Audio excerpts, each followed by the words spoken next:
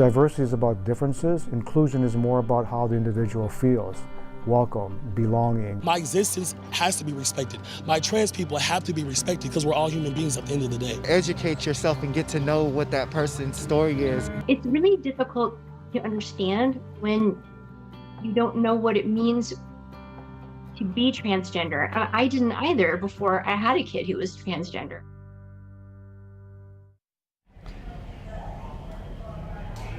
Over the last year, we all have been faced with many challenges, from the coronavirus pandemic forcing us to change the way we live to the intensifying political divide in our country. That time has been especially trying for members of the LGBTQ+ community across the country and right here in San Antonio, having not only the pandemic to deal with, but the anti-transgender bills in the state legislature. Pride Month kicked off yesterday, and over the course of this town hall, we're going to take a look at the issues facing the LGBTQ+ community in San Antonio and the impact those proposed bills and those that were passed in the Texas legislature could actually have. Our panelists who will be joining us tonight are Dr. Amy Stone, a professor of sociology and anthropology at Trinity University and has written several books on LGBTQ+ matters. We're also going to be joined by Robert Salcedo Jr., the executive director for the Pride Center San Antonio, as well as the outreach and engagement manager for Equality Texas. On your screen now, though, we also want to show a list of trusted local and national resources for you or anyone you know in the LGBTQ+ community. We're going to be showing these resources periodically throughout this live stream conversation. We'll have additional resources posted for you on KSAT.com after the town hall. We also want to thank the audience that's not only joining us on the KSAT streaming devices, but also on the Trinity University Tiger Network tonight. And I just want to take a moment to thank our panelists for being with us. Dr. Stone, I want to start with you. I know we had a chance to visit with you during our KSAT Q&A at 6:30, but my first question is just tell us a little bit about what Pride Month is. Why is June Pride Month? And then what does it mean to have pride? That's a really big question. So Pride started, our traditional start for Pride is talking about the Stonewall riots, which happened in 1969 at the Stonewall Inn in New York City. And that was a moment in which something that happened all the time across the country, which is that police came in to raid a gay bar in a city and were going to take out all the patrons and arrest them. And potentially they would lose their jobs and their families, and they'd be in the newspaper the next day. And instead of being arrested, the patrons of that bar fought back. So gay, lesbian, and transgender people fought back against the police. And that was the beginning of a sort of a new way of thinking about being lesbian, gay, bisexual, and transgender in the US. And that people really kind of asserted themselves into kind of coming out to others, for example. That was considered to be something really valuable after that. And so Pride is a month that sort of values that coming out. That says like that gay and lesbian and transgender life is very visible and important. It's a month where that's really celebrated. Robert Salcedo with the Pride Center of San Antonio. What does Pride Month mean to you? Yeah, absolutely. So, I mean, just as Amy was, saying, Pride Month, started over 50 years ago when icons like Marsha P. Johnson and Sylvia Rivetta, with an army of drag queens and other people of color, took to the streets at Stonewall Inn. And that really was the start in 1969 of the modern day movement. Pride in current times is largely an opportunity for us to celebrate being LGBTQ+, our authenticity, our wins over the years. And as we celebrate, in these modern times, here in 2021, it's still so important that we make sure that we understand the history, what started this and what, like I said, ignited the modern day movement. Pride Month is a time for us to kind of reflect on where we've come, the ancestors and the folks that we stand on their shoulders of the progress that we've made over the years. And for younger generations to be able to be in an environment where they can be their authentic self and be accepted and being loved and just being who they are, again, in a place where it's kind of amplified in the month of June, but realizing that we are our authentic selves 12 months out of the year. And staying with you, Robert, for this next question, you mentioned the term modern day movement. Can you talk to us a little bit about how Pride Month has evolved over the years? Yeah, absolutely. So as I mentioned, Pride started as a riot. It was an opportunity for our community to fight back when we were being oppressed and really trying to be erased for who we are and our lived experiences for those that were around. But as we continue to move forward in the work that we do within our communities to not only empower but to uplift our communities, we've seen wins along the way. June is a significant month for us.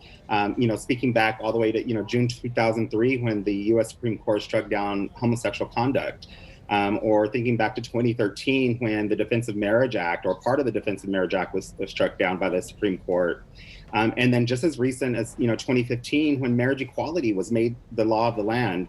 And then just last year, even in June, the Supreme Court ruling that workplace discrimination laws protected LGBTQ plus people.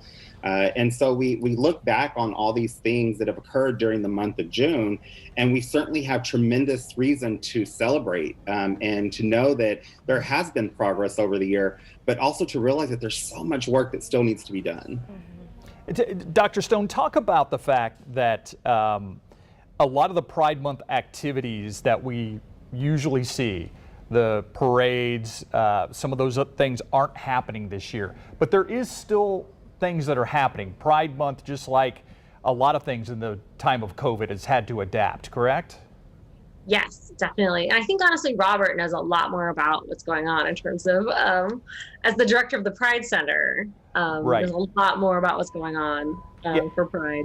Yeah, talk about that, Robert. Talk about how you've had to adapt to COVID. I mean, I know there's no parade this year. I want to say 2019 was the last gay pride parade, correct? Correct. Yeah. So 2019 was the last year that many cities across the U.S. and across the world really that saw kind of what it has been normal for us in terms of celebration.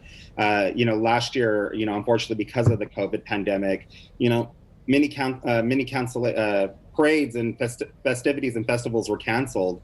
But what we did, because our community is so resilient and, trying to step into kind of that new norm that was existing and it still exists for that part, bring it to a virtual space so that we could still celebrate with our community, even though it was on computer screens and in that virtual world. And we're seeing a lot of that this year as well, not only here in San Antonio, where our Pride Parade is going to be virtual. The festival has been canceled. But what you're seeing, I think, across San Antonio and, again, all other cities, is that people are doing kind of a hybrid. I know with Pride Center San Antonio, we have several events that we have planned throughout the month that we are doing both virtual as well as in person.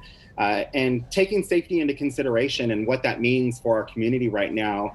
We're in a fortunate place where the vaccinations have allowed us to kind of go into that hybrid position, but again, it's not the same as what we've seen before. But again, we're a resilient community and we're doing what we can to make sure that our community is still feeling supported during this month of celebration. Thank you. And Dr. Stone, my next question is for you. Here in San Antonio, can you talk to us about who specifically comprises the LGBTQ plus community? We are a majority Latino city, but can you talk to us about what the community is like, just not in terms of race and ethnicity, but also other identifiers? So we're a really diverse community in lots of different ways. So a couple of years ago, Robert and I spearheaded a team of people who collected surveys on LGBT people in San Antonio and kind of the surrounding metro area. We surveyed over 1,800 people, right? So this is drawing on some of that information, which is on our website, Strengthening Colors of Pride. So some things we found out were that we're a really young community. The average age of LGBTQ people in San Antonio is 32. So on average, we're younger. Some of that has to do with the fact that many of our seniors were lost to HIV/AIDS. Right? We're missing a whole generation of our elders, but also that people are coming out younger and younger. Also, our community, I think people often think of gay and lesbian folks when they think of the LGBTQ community, but bisexual people make a really large percentage of our community. Over 36% of our community identifies bisexual. our LGBT community is also mostly people of color. Right? Less than 45% of the people that we surveyed identify as white. Everyone else identifies as Hispanic, Latinx, Latino, American Indian, Black, African American, Asian, South Asian. We have a very diverse community. In fact, at least 19 languages are spoken in the homes of LGBTQ people in San Antonio. What would be the definition of LGBTQ plus for people out there that maybe aren't that familiar with the community, and what LGBTQ, those letters themselves and the plus, what they mean? Yes, I mean, that's a really good question. And so, for folks that are, involved with the community, or even those that are not, may see a different variation of the acronym. LGBTQ, LGBT, LGBTQ plus, you may see it different ways, but really, our community is made up of sexual and sexual minorities and gender minorities. And so when we think about the acronym itself, and we do this, with, trainings and trying to get people familiar with our community, but really, it's built up. The plus sign that you'll see at the end of our acronym is just an indicator that there are more identities within our community that may not be represented within that acronym itself. And it's a way for us to try to be as inclusive as we can, but knowing that it's a long acronym, and so, lots of folks, in trainings that we do and in conversations that we have, can probably identify the first 4 or 5, which is lesbian, gay, bisexual, transgender, and queer. And having a different variation of what they know those communities to be. But we are so diverse in who we are that, you can't really, clump it into one identity of this is who everybody is, because again, it's so diverse. We have a lot of folks that make up, we're part of every fabric of life and every community that you can probably think of. But it also makes up of other identities like our intersex community and our asexual community, pansexuals and two-spirits who are Native American and indigenous culture, that are represented within our community. And again, it all boils down to that we're all sexual and gender minorities that have kind of come together as a community in order to advocate and support one another as we kind of move through and navigate kind of some of the issues that we have within our community as a community, so that we can, have each other's back.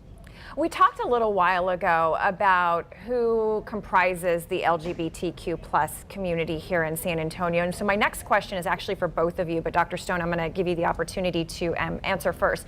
Do you feel like San Antonio is a welcoming place for members of the LGBTQ plus community? I think that's a really complicated question. I think there are many spaces and places in San Antonio that are incredibly welcoming.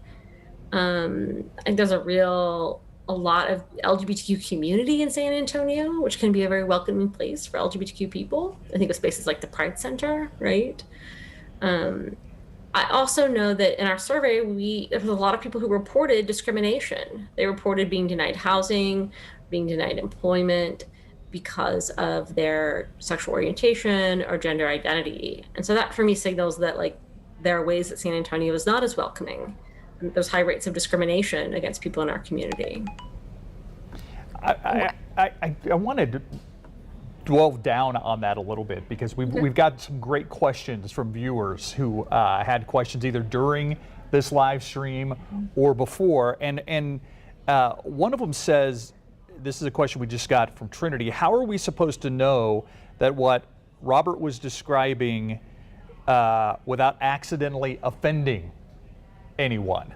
So it's something that we talked about at 6:30, Dr. Stone, is that, how there's so many people that don't say anything because they're afraid to be wrong or they're afraid to offend. But a lot of times, just a simple conversation can break down some of those barriers and stereotypes, correct? I leave this open to either Robert or Amy. I'm a teacher, right? So I always encourage students to first of all, to try to do a little bit of research on their own, right? So I like to say the internet is there for you, right? Yeah. To answer some of your basic questions, right? It can be very nice and very empowering to go and do a little reading or watch some videos, right? About this particular issue that maybe answer some of the questions that you have. it also can be very useful to find other allies, right? So other people who are supportive of the LGBTQ community and ask them some of those questions, right? They may have had those questions before. And so they may be really helpful in helping you figure that out, right? But I think it's always very useful to ask those questions and to get answers that help you figure out something new. Robert, do you want to weigh in on that too? Yeah, absolutely. So I would say that, just to echo what Dr. Stone is saying, is that ask questions, ask relevant questions, ask questions that are pertinent to increasing your knowledge.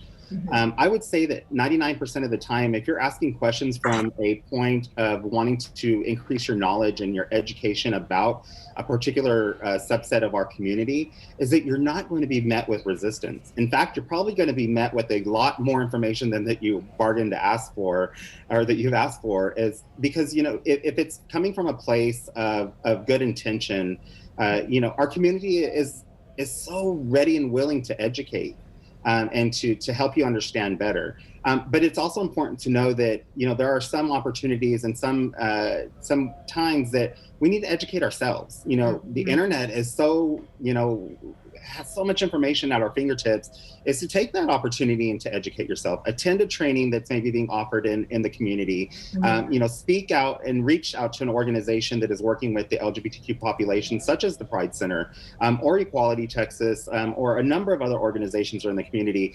That's absolutely what we're there for. We're not only a resource for our community itself, but we're also a community for those that want to become allies and are not sure exactly where to start. I see it each and every day of working with communities that are not, LGBTQ identified, who are scared to ask questions, and they are in a position where they don't want to offend anybody, but they're really good questions that they have. And so, with the Pride Center, we certainly try to open up that as an opportunity to increase their knowledge and their understanding of who LGBTQ people are and who we're not.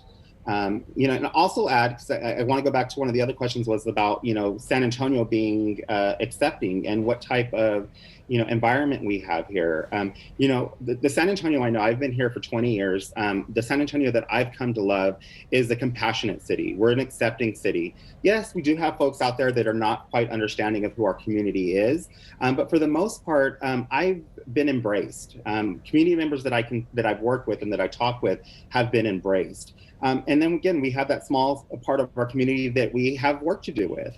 But I will say over a large part of looking at like Texas as a whole, we have broad support for LGBTQ plus rights across all 50 states.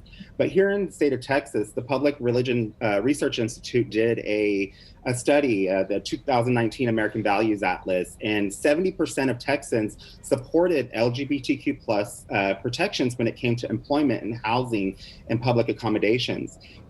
People often ask me, or even better yet, when I go to conferences or stuff, pre-pandemic, of course, and, I say I'm from Texas, and people are often saying, oh, I'm so sorry. Yeah. And I'm not. I love Texas. I love San Antonio. I love, my home here. And it's the kind of the imagery that Texas gets, or that kind of the perceived perception of who we are, is not accurate. We're not a conservative state. I would venture to say that we're a non-voting state. We just don't have representation that really matches the Texas community that I know. And that 70% average of folks that approve of broad protections for us just shows that as well. We are an embraced community, but again, just like any community, there are things that need to be changed and things that we need to work towards in order to have the full lived equality and full quality of life that our community deserves. We've been getting a lot of questions from people wanting to know if it's respectful, disrespectful, what I can and can't ask. Well, what I want to just say is right now, what we're talking about in this live space, this is a safe zone. I mean, this is a place where you can ask those questions. We have two great experts that will be able to answer those questions tonight. So I'm excited about the conversation. And Robert, I'm going to turn the tables on you a little bit, because you did a presentation at KSAT a couple weeks ago, and it's one of the questions you asked us. I want to ask you that question, and Dr. Stone, the same question. One word to describe San Antonio's LGBTQ plus community. Resilient. We're a resilient community. Despite all of the oppression, despite all of the negative connotations and misinformation that is out there, the attacks that are, even that we saw in the Texas legislature this session, over 30 anti-LGBTQ bills that were filed against our community. We stood up and we made our voices heard and advocated on behalf of ourselves and our loved ones, of parents advocating for their youth, for their children. We saw it day and day, just this year alone, but I would say our community is resilient.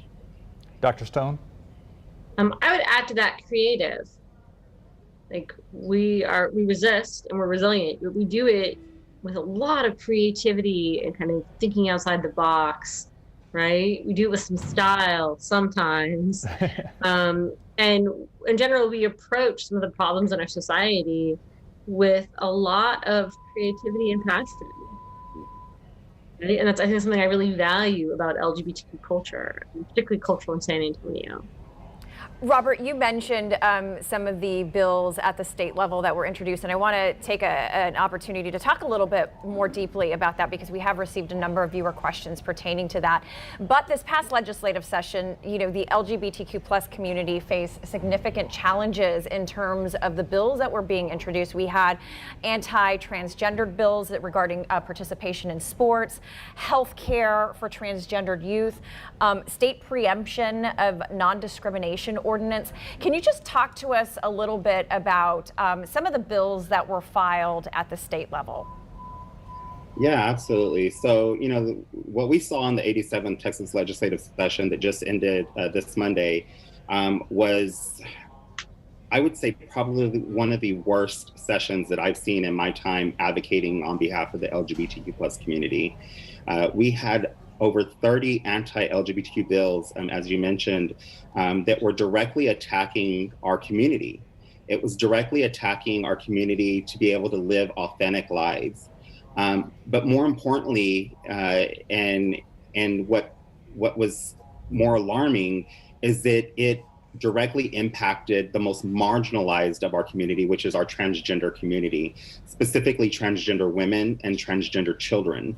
The bills that were put forth this legislative session were essentially healthcare related and also sports related, both again targeting the LGBTQ plus community, transgender youth specifically, denying them access to affirming healthcare, denying them access and their parents and their healthcare providers access to affirming them as who they authentically are, isolating our children from playing sports in school, not allowing them to take part in these activities, these extracurricular activities that should enhance their education and not deflect away from their education. It would single-handedly taken away the opportunity for children to participate in activities that promote teamwork,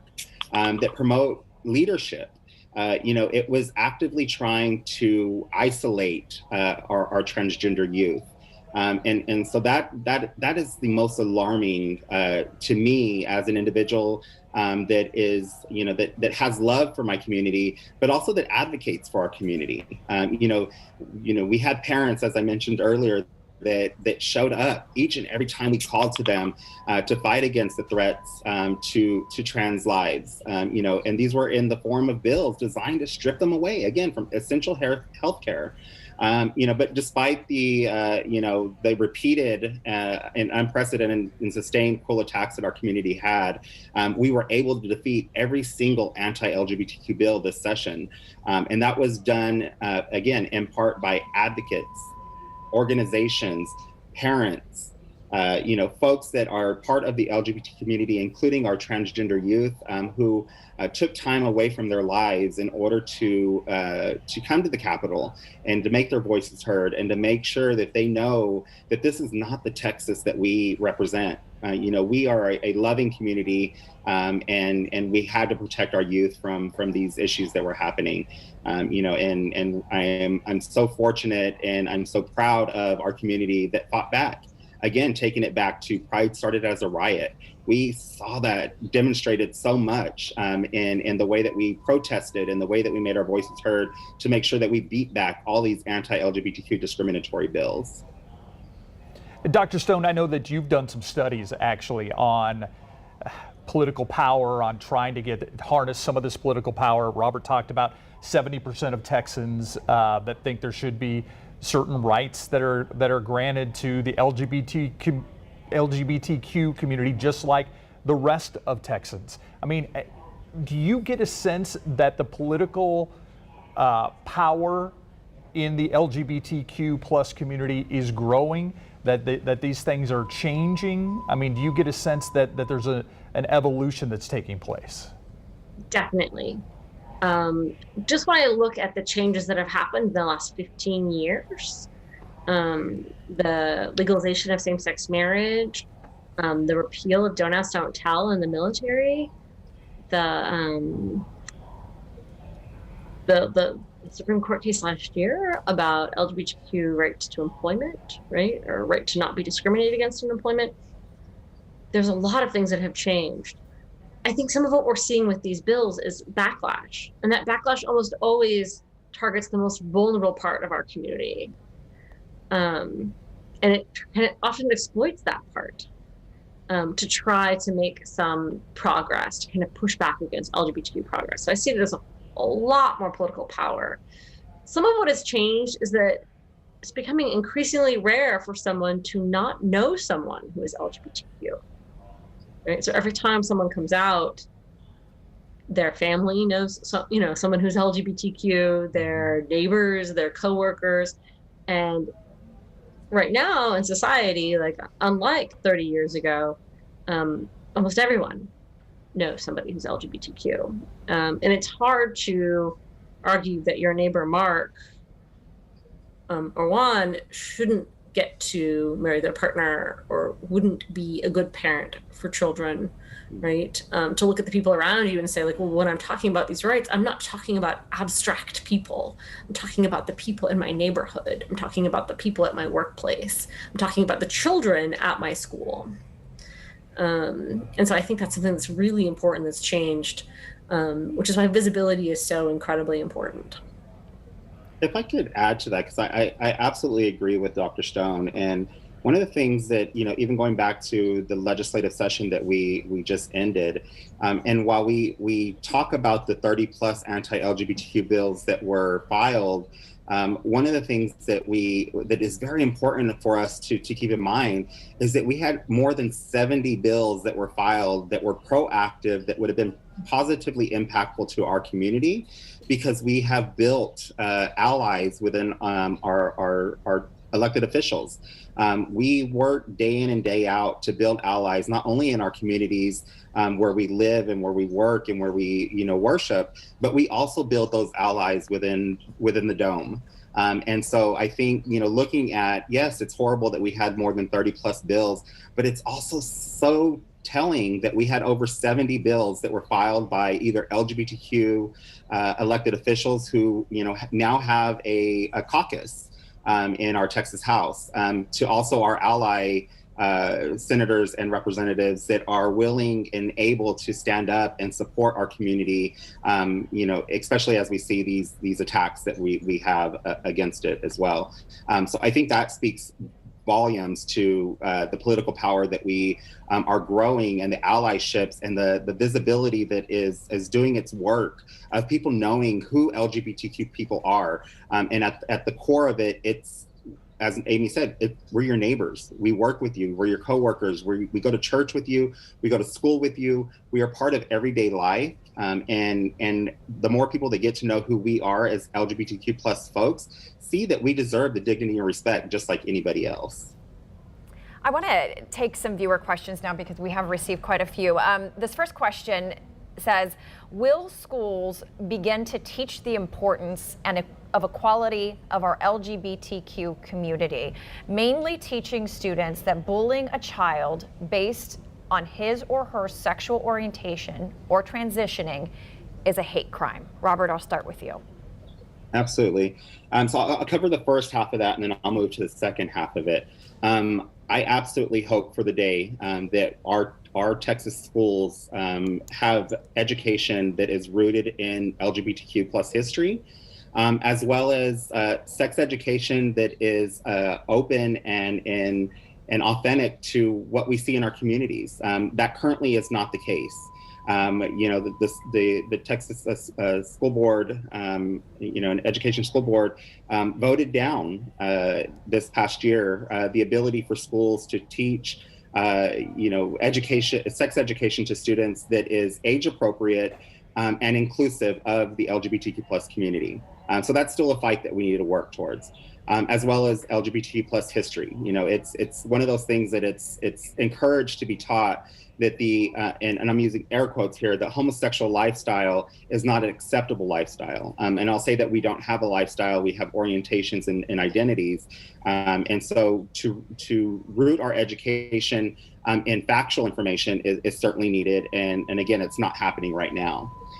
When we talk about bullying and the safety of children, that is at the foremost of our priorities, is making sure that youth are embraced, that they are accepted and valued for who they are as unique individuals. And so teaching that bullying is not the answer, violence is not the answer, and doing it in a context of being more inclusive is certainly, it's on its way to getting there, but there's still, again, work that needs to be done. And I think there's also a level of education that needs to be done in terms of what does a hate crime constitute? What does it actually mean to have a hate crime? And bullying, is not a hate crime in of itself, until it becomes an issue that it's too late, where violence is the issue, and a community member is taken from us violently through murder or through other things. That is when it becomes a hate crime. Or if there's property damage or physical harm to an individual, that is a hate crime. And so knowing the differences between what a hate crime is and what bullying is, and teaching that neither of them are acceptable by any means. But pushing forward with policies, not only from a federal level, a state level, but also on a localized level when we talk about school districts, and not only implementing the policies that they have, but how are they enforcing them? How are they having these conversations in schools that they are teaching the students that it's unacceptable to be in an environment where you're intimidating or harming somebody else? And then it also extends to at home. That's a large part of a conversation and education that can happen at home as well. And so it's a multi-layer, it's a challenging and complex question. And so again, I, as well as the folks that I have the privilege of working with, envision a state where we are all treated equally. We're all treated with dignity and respect, not only in the eyes of the law, but in the hearts and minds of individuals as well. Dr. Stone, do you want to weigh in on this? I mean, are there states that are doing a better job than other states when it comes to our education system and bullying? There are definitely states doing a much better job with LGBT inclusive sex education. I also think that there, in terms of kind of how to handle bullying in schools, I think we really need to steer away from, and Robert would probably agree with me on this, like police-oriented ways of doing that. Right? In terms of the answer isn't, oh, we should put more police in kids' schools, right? Because that just leads to more kids being locked up, right? And this kind of school to prison pipeline, that's a real problem in US society. But really starting with education, right? And sort of restorative justice on school campuses that really emphasizes healing between students who are bullying one another. I think another thing we have to realize is that what often happens for LGBTQ students at schools is that teachers and administrators are part of this bullying. They often acquiesce and or contribute to it. So I think that there's a level at which teachers and administrators need to be on board in order to see any change in bullying between kids. We've been getting some great viewer questions from not only the people who are watching us on KSAT.com and the KSAT TV streaming app, but also on the Trinity website. And I want to get right to this one. This is a question for both of you. Where can I direct a friend whose teenage child recently came out, but they, the parents I'm guessing, don't want to accept this and are at risk of losing their child? What is a good place for them to go to? I know we're putting up resources as we're having this conversation tonight, but where specifically would you direct somebody? Absolutely. I would say, and I'm a bit biased here, but the first step would be contact the Pride Center. The Pride Center serves as a hub to our community, not only for the programs and services that we have that are available, but also connecting to resources in the community with other organizations that might fit better for what they're needing. Right off the top of my head, I would say an organization that we would refer them to is PFLAG. PFLAG San Antonio is a group of parents and friends of our community who are at different levels of recognizing and accepting their loved ones for their authentic selves. It could be a parent or a family member that is just on the fence and like not sure how to react and not sure what to say. PFLAG San Antonio has an opportunity for those parents and those family members to get advice from parents and family members that were in their very same shoes, in prior times. If the youth are needing, more resources, certainly we with the Pride Center have opportunities for them and partnerships that we have with other organizations like the San Antonio Public Library, where we do programming. But we would also refer them over to maybe Fiesta Youth, who is an LGBTQ plus youth group who serves our younger community members. So there's a lot of different folks. And then, of course, if we move into more of like, if something is needed more on a legal basis, we have partnerships with ACLU of Texas and Lambda Legal, who very much work with LGBTQ community members, the family members and friends, to make sure that, they are receiving the services that they need as well. And so I would say, for an individual, is that your first stop should be the Pride Center. And we're happy to connect you, if we cannot help you ourselves, to connect you to programs, services, and resources that are available in the community. I want to switch gears here for a minute and talk a little bit about the pandemic. And Dr. Stone, I'll pose my next question to you. How has the pandemic affected the LGBTQ plus community? I mean, I know that this year has been difficult for a lot of folks, but can you talk to us about some of the specific challenges that are unique to this community? So as a professor of young adults, when the pandemic hit in March, many of them were sent home. Right? We sent all of our teenagers who were going to high school, we sent them home. We sent our college students, we sent them home. And we think of home as that safe place where they can go. But for some LGBTQ youth and young adults, their parents are still really, families are still really grappling with, their gender and sexual identity. And so it isn't necessarily a safe or comfortable place for them to be. And so what I saw and what many other educators saw was that students really struggling with a lack of connection with their peers, with their fellow LGBTQ peers, and having to spend all of their time 24/7 in environments that weren't particularly LGBTQ friendly, which was their own home or the home of their parents. Right? So that was a problem. There also were some problems with homelessness among our youth. Because they didn't have a parental home to go back to, right? And so they lost some of those institutional services. There was also a statewide survey of LGBTQ Texans through Dell Medical School, a report that was recently released that showed that overall the pandemic increased the unemployment issues among LGBTQ people in Texas, which was already a problem. The unemployment rate in San Antonio in 2019 was 2 or 3 times the rate of the average rate in San Antonio. So that increased pretty dramatically, leading to some housing instability, harder to keep your housing when you don't have income coming in.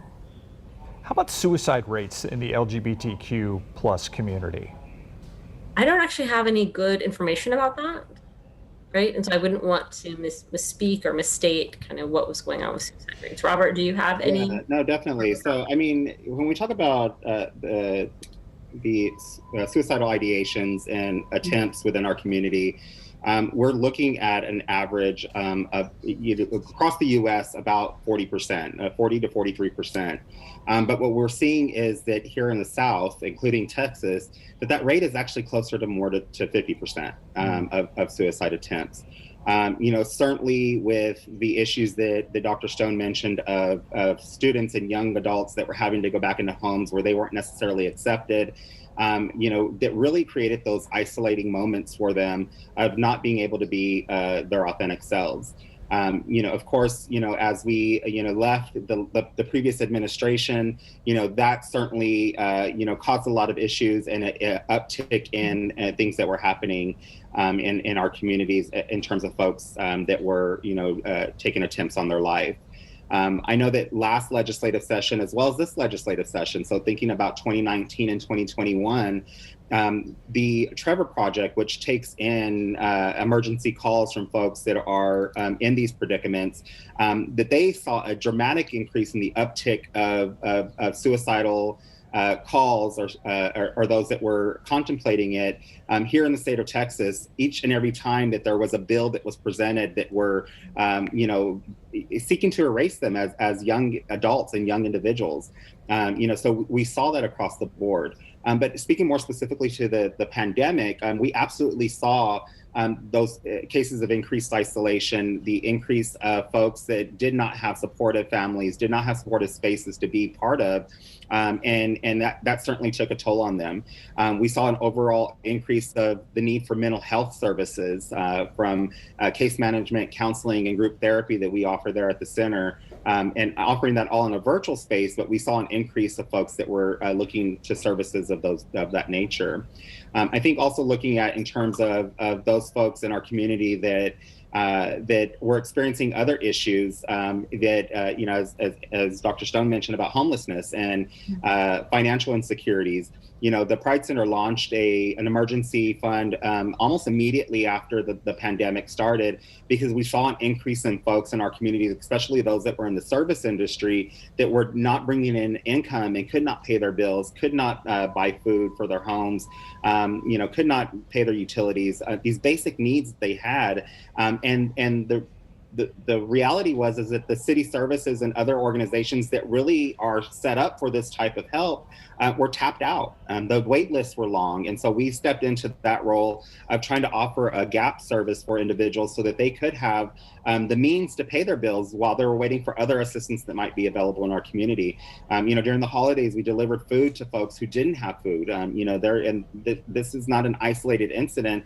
And we were, relying on support from our community. I know that, as a small center, an LGBTQ community resource center, we helped over 70 individuals with more than $15,000 in a short time frame, I think less than 60 days of the start of the pandemic. And we still see that to continue, where people are still trying to, make ends meet, and getting back into the workforce and getting things back to where they're going. And it's important to know that, we're still in a pandemic right now. It hasn't finished. It's still here. And these are a lot of the issues that we're still seeing. But as organizations like the Pride Center and many other ones, we're stepping in where we can to help our communities.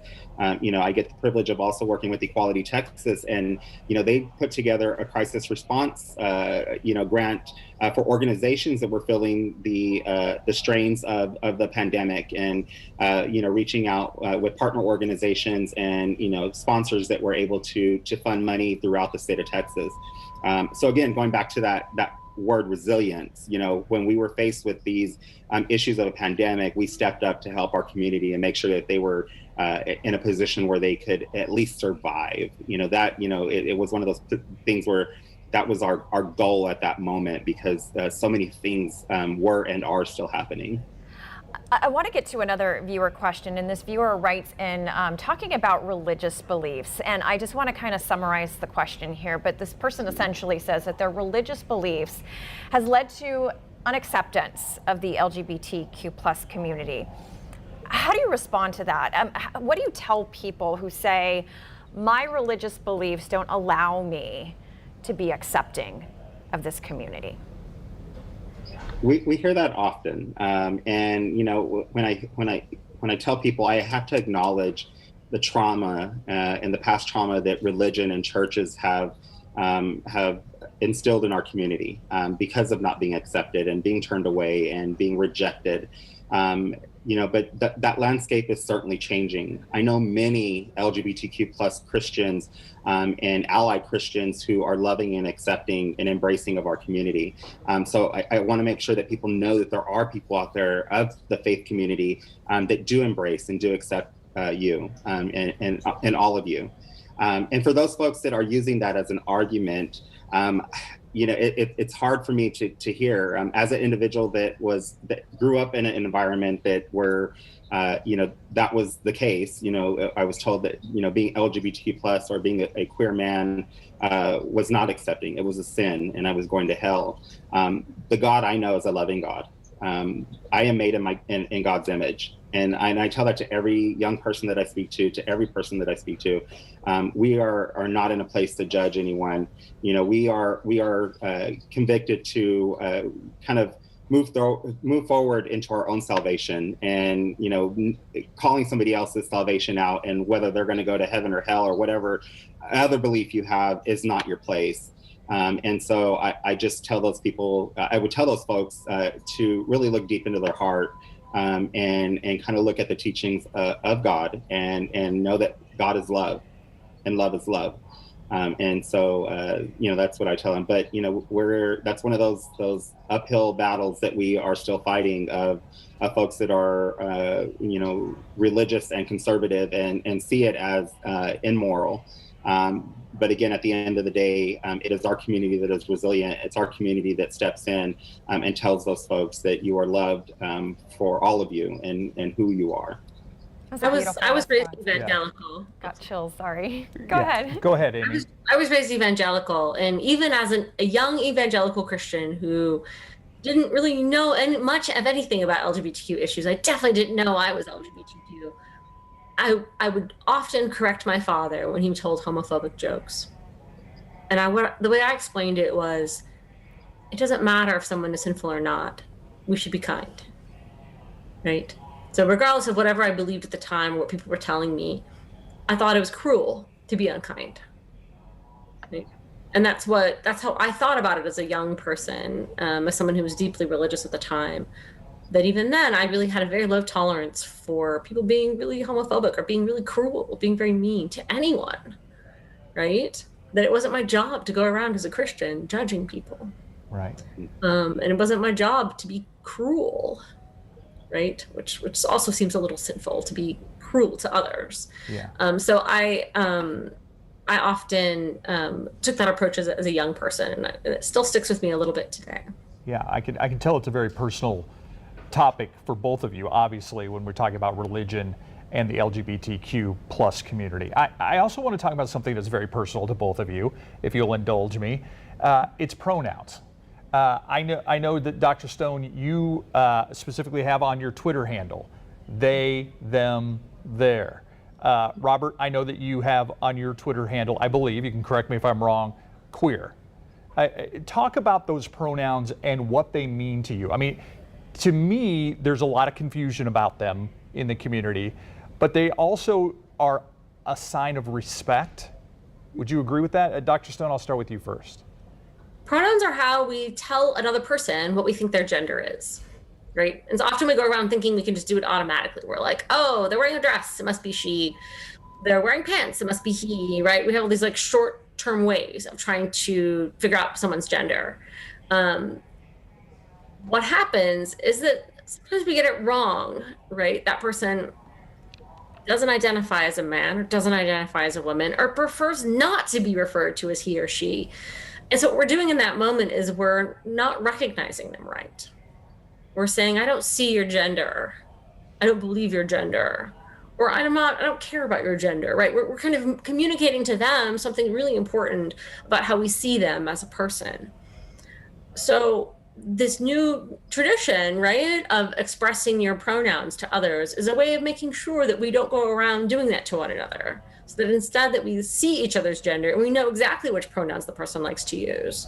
So for me, for many years, I used she or her, but I actually feel much more comfortable with they or them. And why not be comfortable, right? Why not have a pronoun that makes me feel very comfortable about myself? I don't identify super strongly as a woman or as a man. So why not be called they?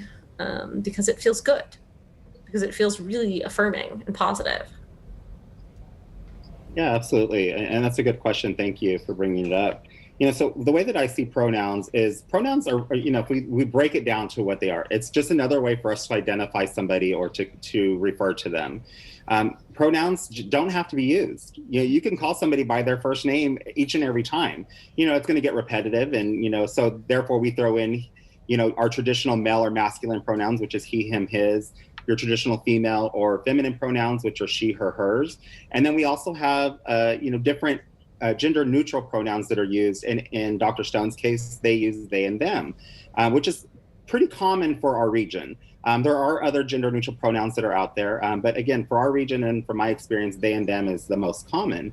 But really, it's an opportunity for us to put it out there. It's on my Twitter, it's on my Facebook, it's on my email signature. I have it on my Zoom display right now, because I want to be in a position where I'm normalizing the use of my pronoun, because if somebody were to look at me, they're going to assume automatically that I use he, him pronouns. And that's correct. That's what I use. But I want to normalize the fact that they may ask me, why do I have my pronouns on my displays? And that way it normalizes it for somebody like Dr. Stone, who has they, them pronouns. And it also, it goes along those lines. You also mentioned the fact that I have queer listed. Yes, I'm a very out and proud queer. And queer, I want to make sure that we understand the difference between our pronouns, which often are aligned with our gender or our gender identity, and queer being my sexual orientation. I am a queer man, but that has nothing to do with my gender. And so just making sure that we understand the difference between sex and gender, and then that relation to sexual orientation. Everybody has a sexual orientation, whether you're gay, straight, or otherwise. I personally identify as queer. And I use, again, the he, him pronouns, which are your traditional masculine pronouns, but, doing them in a way that other people feel comfortable to be authentic about the pronouns that they use. Sometimes there are spaces where people come into and they don't feel comfortable with using their they, them pronouns, because it's not normalized that society tells us that it's binary. There's one or the other, it's black or white, it's male or female. And as we start expanding our mind to learn a little bit more about sexuality and about gender identity, to know that it's on a spectrum. We don't all align on one end or the other. There's all that space in between, where somebody can identify either from a sexual orientation standpoint or a gender identity. And again, so just for me, I list my pronouns on mine so that it normalizes the conversation. And it could be as simple as me introducing myself to somebody saying, hi, my name's Robert. I use he, him pronouns. How about you? The hopes is that they're going to mirror my language and say, my name is Sam and I use they, them pronouns. Or alternatively, they could say, my name's Sam and what exactly do you mean by why are you telling me your pronouns? And as an ally and as a person of our community, it gives me an opportunity to have a short conversation and educate that person about what pronouns are. And so again, just normalizing the conversations and knowing that folks, we should not assume what pronoun they use based on the appearance or how they're expressing themselves through their gender expression. As we round out the last 5 minutes of this live stream, I want to touch really briefly on allyship. You mentioned that just now, Robert. If someone does not identify as a member of the LGBTQ plus community, how can they support this community and why is that important? Yeah, very good question. And that's one of the main goals of the center is to create allies, not only within the spaces that we have, but really across all of our communities. An ally is somebody who believes in equality for all people and they advocate on behalf of LGBTQ plus people. An ally works at understanding who we are, how we're similar to them and how we're different, and also stands ready and willing to stand against oppression, discrimination, prejudice. And so those are the things that we look at, like saying, who is an ally? What is an ally? I often tell people, is ally a noun or a verb? And the answer is it's both. Personally, I like the verb part of it because I want people to put that allyship into action. But to be a good ally, I would say, learn about our community, learn about the program services and advocacy efforts that we have in our community. What are some of the things that are the issues that are surfacing or that are existent within our community? Offer financial support if you're able to, volunteer if you're able to. I would say uplift the most marginalized in our community. Create opportunities for LGBTQ people at all levels of your organization. Offer a seat at the table to them. And I'll say that in closing on that, one important thing to me as we talk about allyship is do it in a way that is uplifting and encouraging to our community. Don't be a performative ally. And what I mean by that is that realize that LGBTQ people exist 12 months out of the year, 365 days. It's not just during the month of June. So learn about our community, reach out to our community, be part of our community. You will find that we are loving people just like anybody else, and we will definitely embrace and bring you in and have these conversations that might seem uncomfortable to begin with. But once you get to know us, you'll know that we're just like anybody else. Dr. Stone?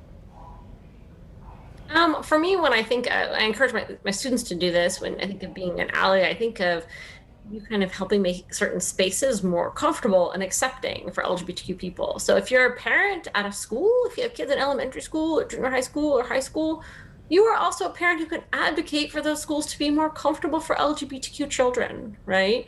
Regardless of whether or not your kids are LGBTQ. You're a parent who can be supportive of the parents of LGBTQ children as they try to make these changes and show up for them. That's a place where you have some influence, in your workplace. You have an influence over what that culture is like, right? And whether or not your coworkers are discriminatory in their hiring or, employment, promotion of LGBTQ people. So I think really looking at what are some spaces where I have a lot of influence, and how can I use that influence to support LGBTQ people, I think is really important. We're running out of time here, but I want to give each of you a chance to just talk about what you hope someone watching this live stream takes from this conversation. Robert, I'll start with you. Absolutely, thank you. So I would say folks that are watching this live stream or may watch it in the future is to take this opportunity to take in some of the things that we've talked about. Take that next step to educate yourself a little bit more and gain additional knowledge on who our community is. I will say reach out to the Pride Center. We're a great resource to our community. But also take a look at our research that we've done with Strengthening Colors of Pride, which can be found on our website. That whole report gives a better understanding of the lived experiences of the LGBTQ+ community on many facets of our life. From the good, the bad, and the ugly. As I put it, it talks about our experiences in housing and homelessness, healthcare, employment. Our financial stability, resiliency, and so much more. And so it's a good place to start to learn and to educate yourself about our community. So I encourage people to do that. Dr. Stone? I'm right there with Robert, right? Education is power in many ways. And more power the better in our community and for people who want to support our community. I think that Pride Month is a great time to learn more about the LGBTQ community and what we're all about.